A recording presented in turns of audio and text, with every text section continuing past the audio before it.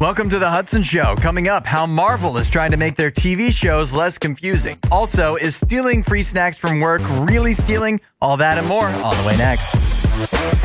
It is the Hudson Show from RadioU. Let's start with this. Google has started rolling out their AI search summaries. Have you noticed this? Where you'll get a little summary that is generated by artificial intelligence of whatever your Google search is, trying to give you the answer even quicker. Now, obviously, unsurprisingly, sometimes the AI gets it way wrong. For example, if you ask Google, how do I make cheese stick to my pizza? It falls off too easily. Google will tell you one of the things you can do is mix about an 1/8 cup of non-toxic glue into the sauce when you're making the pizza to make it stickier. Obviously, that's not true. Also, Google's AI search summary basically thinks that dogs have done everything. If you ask, has a dog ever played in the NHL? It'll say yes. Drake the Pup Star played in the NHL. If you ask it, has a dog ever owned a hotel? It'll tell you multiple dogs that have owned hotels. Now, these are kind of funny because they're obviously wrong, but the concern is, what about when the AI search summary gives you the wrong answer, but it's not so obvious and it's just subtly misdirecting you and feeding you bad information? That is a big concern for AI. But you know what? I think is that's also a concern for each and every one of us, because can't we all do that? I know I do. It's the Hudson Show. We are doing useless knowledge today, National Solitaire Day. Happy National Solitaire Day to all who celebrate. Your useless knowledge question of the day is the version of solitaire that we're most used to playing here in the United States. It's actually known by a different name internationally, and it's also a style of solitaire. It's not just solitaire. So what are either of those two names? If you could nail it, you would be a winner. You'd win absolutely nothing. Some good guesses coming in. These are the ones that I probably would have guessed too before I knew this. Guesses like spider and free cell. But we did have some people that got it right, including, I'm seeing here, Derek just sent this in, Klondike. Klondike is the style of solitaire that is typically just called solitaire here in the United States. It was popularized, this style, by a casino owner named Richard Canfield, who dubbed it Klondike Solitaire after the Klondike Gold Rush. But that's not the only answer. We also would have taken patience, which is what solitaire is called outside of the United States, at least the type of solitaire that we play. Talking about solitaire, do you care that the first time solitaire showed up on a technological device was in 1990 when Microsoft put it on a Windows computer, Windows 3.0, and it was only on there, or meant to be on there, to teach users how to drag and drop using a mouse, to kind of get used to that, because you probably don't remember, but in 1990, that was completely new. Nobody even knew what a mouse was or how it worked. We were really stupid in the 1990s, it sounds like to me. But no, that is your useless knowledge today. Happy National Solitaire Day. If you haven't seen this video yet, I definitely do not recommend looking it up. It is a German man who has gone viral for all the wrong reasons. Video was made public of him licking public urinals and toilet brushes, as well as smearing human feces on himself in a public bathroom. And you're thinking, that's disgusting. But wait, there's more. It's worse because he's not just any German man. He's a German politician. His name is Martin Neumayer. But it gets worse than that. And you're thinking, how can it get worse than that? He's just ended his career, right? He hasn't just ended his career. He's ended having any friendships with anybody because he did this all while supposedly role-playing as Hitler. Yes, you heard this right. This guy has found a way to take Hitler and make it even worse. I hate to say this, but it's happening. Zafira the dog is getting older. She is starting to hit what I might consider her senior years. She's probably, what is she, like 8, 9 years old now? And one of the things that's going for Zafira the dog is her ability to hold herself going to the bathroom. It's happened a few times, much more than normal in the last few weeks, where she's had an accident inside the house. And one of the things I've noticed is that, when I have to clean up after Zafira the dog, is that we got the Febreze or whatever the generic brand of Febreze is, and now I've started to associate that smell with, like the other smell that comes along with my dog going to the bathroom in the house. You have any smells like that are kind of ruined? Like they're supposed to smell good, but because they're used to cover up something else nasty, you can still kind of smell the nastiness underneath, or you just can't enjoy what should smell good because it's covering up something else. It's not just with this Febreze. I've had other smells like that too. Maybe I'm the weird one, but I think this is semi-common that you get these smells in your head and you just associate them with something else, and that something else isn't good. And so then even if the smell itself is nice, you can't get out of your mind the thing that it's covering up. And many of us, while we may not have that with smells in our lives, we do have areas of our life that we think we can cover up with just being clever. You spray the right deodorant on it. In this area of your life, nobody's going to know. And the stench, it's covered up. But the truth is, like, a lot of us can smell through that. We can see through the cover up that we try to put over things. So what is the solution? If you've got areas of your life like that are a little dirtier than you really are proud of, don't try to cover it up. Don't try to shove it off into the corner. Actually, try to deal with it. Jesus will help you deal with those areas to make it so you don't have to cover them up. You can put them in the past, put them behind you, and actually truly have those areas of your life cleaned up. Jesus is ready to do that with you. It may not be easy, but it's a whole lot easier when you have God helping you out. If you want to experience that, talk to him about it. Say, hey, God, I've got some stuff in my life I'm not proud of. I want to actually put it behind me instead of just covering it up with Febreze. We're doing Would You Rather Wednesday. Today's question comes from Bryce. Would you rather always have to wear roller skates or always have to wear Civil War era attire, what they were wearing back when the Civil War was going on? Lots of good answers coming in, like Regina, who says, I'll go roller skates because that was a fave of mine when I was a kid, and I had a good house to do circles. Civil War clothes wouldn't be fun when it's hot out. That is so true. I'm seeing some other people say, too, just the heat factor of wearing all that. What would that be, like cotton or whatever? That would be a lot to deal with. We also heard from Susanna, who says, I love roller skates, but I can't wear them for my two main hobbies. So I guess Civil War attire it is. I feel like the Civil War attire, obviously for the ladies, would be much different, much more traditional than for us. Well, I guess it'd be pretty traditional by today's standards too, but I don't know. I guess that's more normal. Anyways, Charles says Civil War attire because then you're always prepared in case a war breaks out, which I guess is true, but that kind of feels like bringing a knife to a gunfight. It's not like everybody else is going to be in Civil War attire. We also heard from Stacy, who says, I'm going Civil War attire because I simply am not athletic enough to constantly wear roller skates, but maybe that would make you athletic. And then Jordan says, easy one for me. As a black dude, there's nothing in me that wants to wear Civil War attire. Plus, skates just sound fun. That is, I get where you're coming from there, Jordan. And, going with the Civil War era, lots of problems with that. The heat, the Civil War itself, obviously being issues. The causes. So I think you've won me over. I am going with roller skates, even though that would definitely cause some issues with, well, living life, but not as many as I feel civil. I just don't want to be hot either.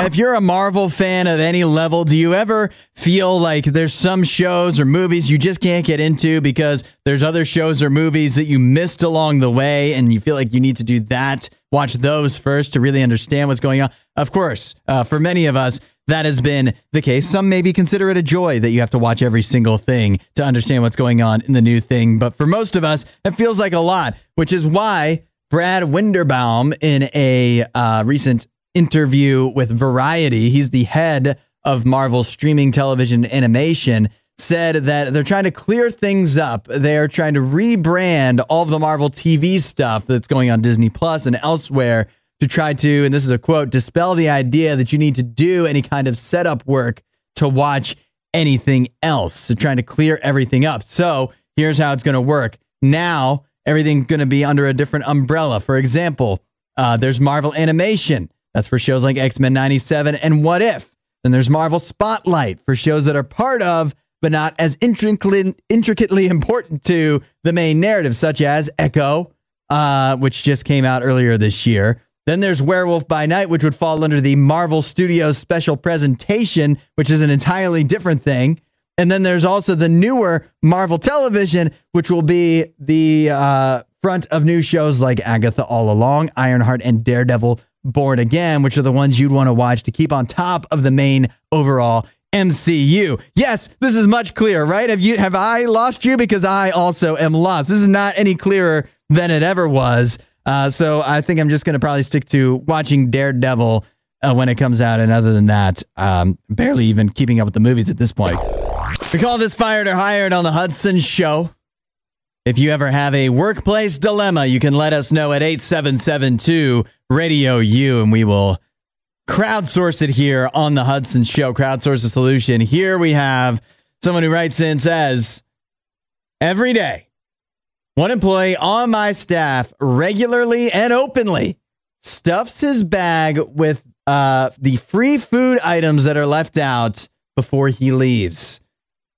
There isn't a company policy that says you can't take these items home. I've checked, but it still feels wrong and bothers me. Should I say something? Can I tell him to stop even if there isn't a policy?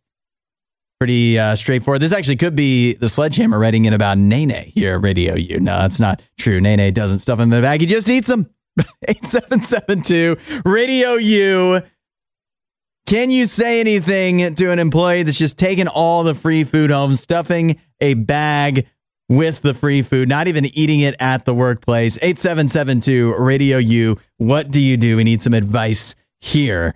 We heard from Brad, who says there's no policy about it, so you shouldn't say anything. Then we heard from Gwen. This is a shocker.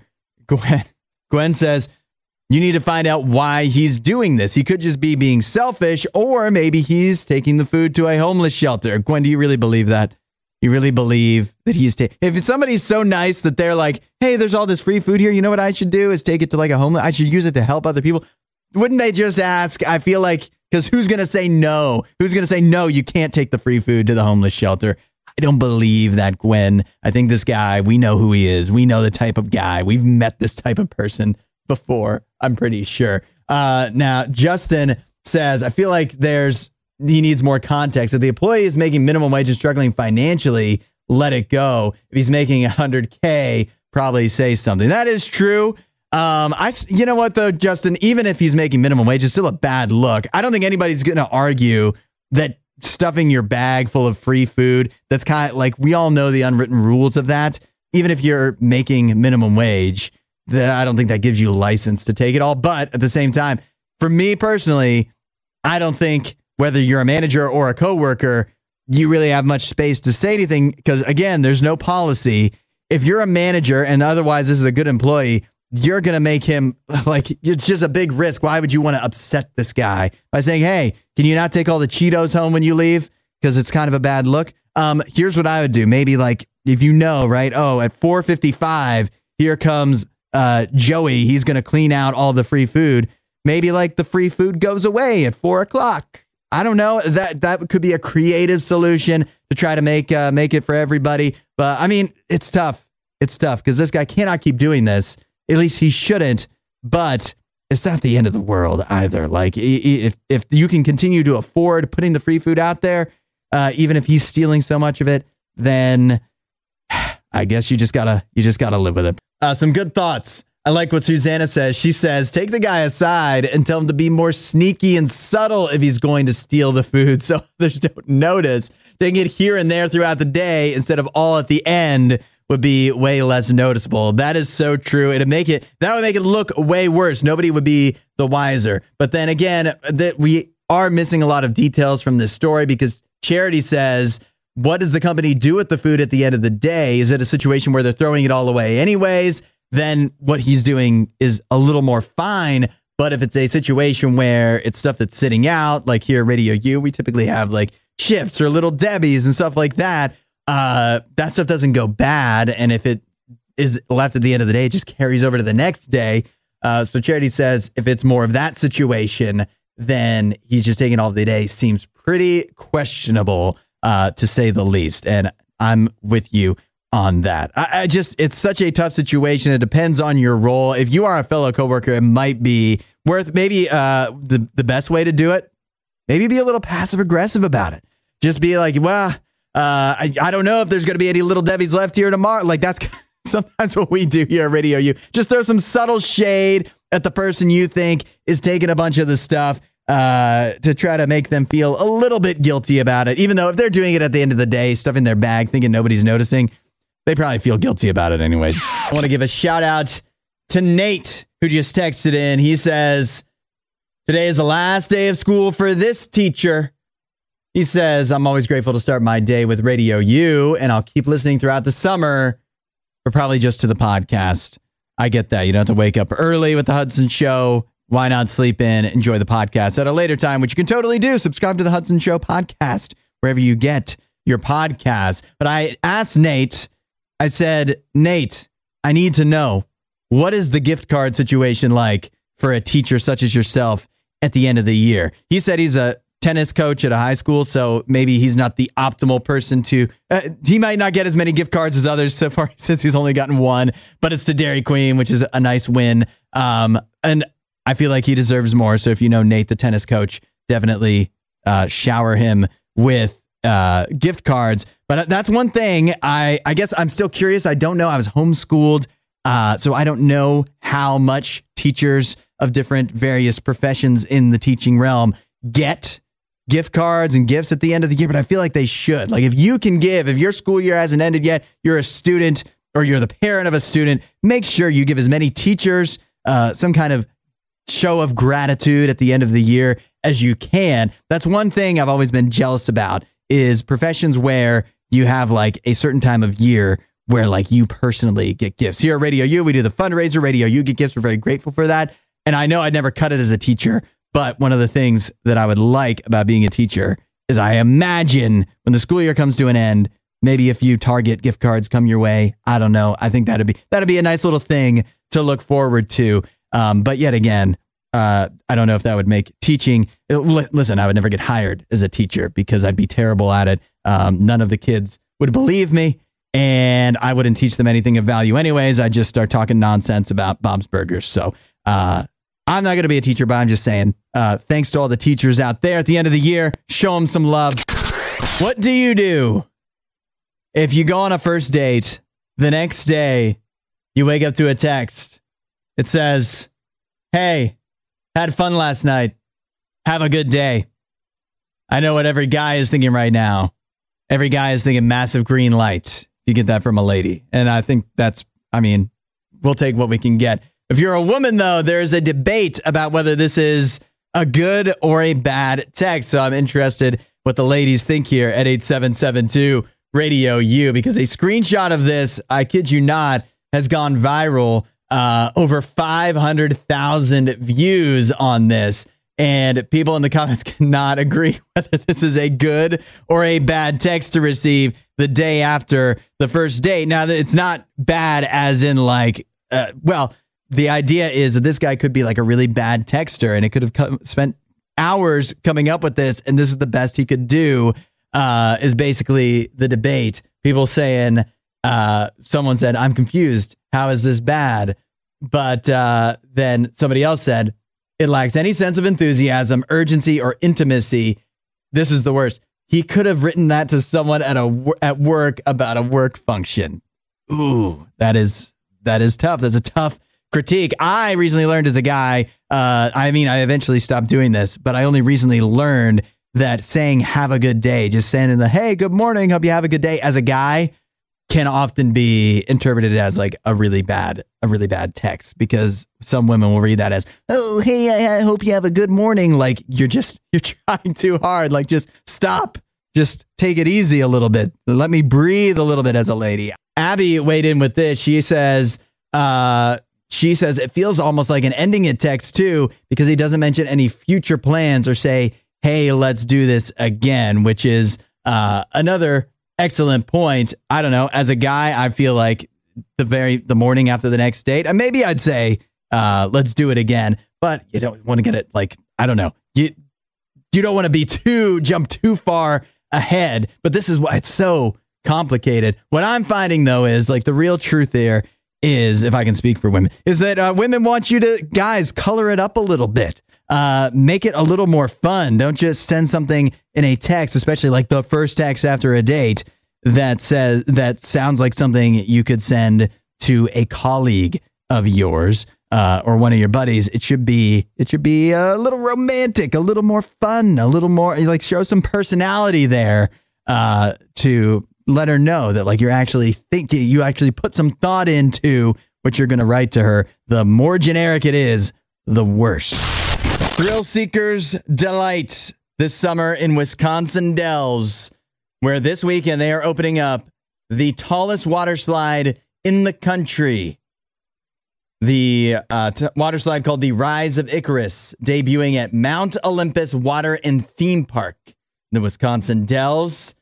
It is in total 145 feet in the air, and it has me wondering, if you were forced to ride either the tallest water slide in the country or the tallest roller coaster in the country, which would you choose? You can let me know at 8772 RadioU. For me, it's not even a question. I'd much rather ride the tallest roller coaster because, one, roller coasters have like stuff to strap you in. It feels safe. And furthermore, I don't have to climb a bunch of steps to the top of the roller coaster first, possibly also while carrying a cumbersome big tube.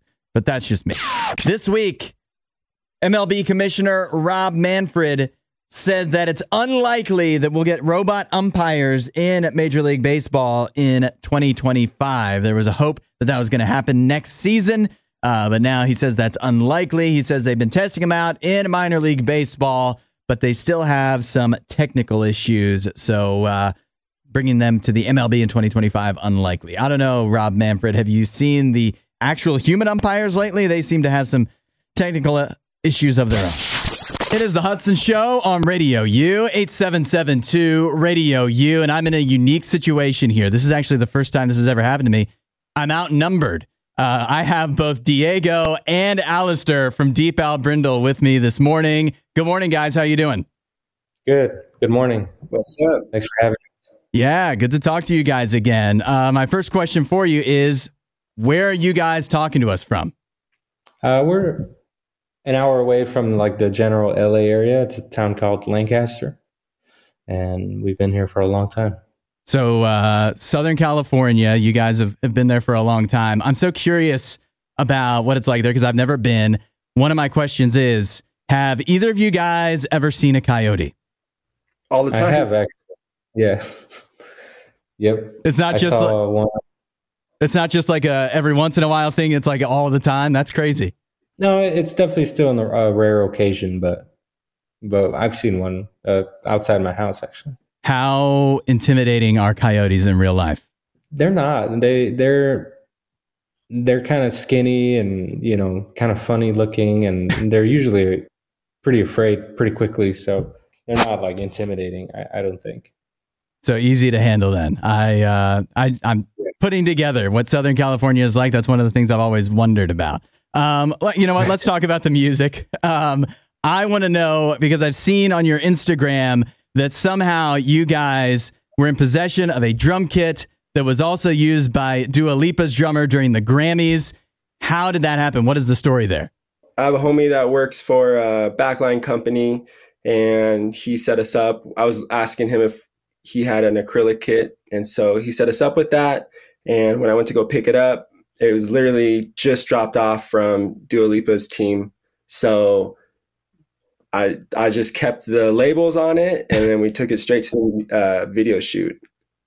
That is awesome. I was kind of hoping the story was going to be, it's actually yours and she and her team borrowed it from you, but that's still a cool story that you have that you had the drum set used during the Grammys with Dua Lipa, no less. That is pretty amazing. Talking about the music too, you guys have a new album coming out. Are You Nervous? It releases on July 12th. I'm curious, where did you guys find the inspiration for the music that you created for the new album? So we started this album in Mexico City last year, like towards the end of the year. And I think being there definitely inspired certain palettes and a taste for things. So that's a big part of what you'll hear. I think just life in general has inspired some of this album, maybe lyrically and also some of the sounds. So I think that's a brief description of what you're asking. So with the new album, it's coming out on July 12th. We've been playing the new song Serious, which is on the new album, which we really love here. What else is coming in the future? Obviously, you're putting out the new album, but do you guys have anything else is coming for your fans down the road? Nothing besides just singles rolling out for the album. So another one came out last Friday. It's called Nervous. And then we'll probably release one more, and then the album will come out. And then we'll do a release show in our town. We haven't officially announced it, but that's the next thing that will happen. And then hopefully more support shows. We'd like to open up for bands coming through town and maybe something elsewhere.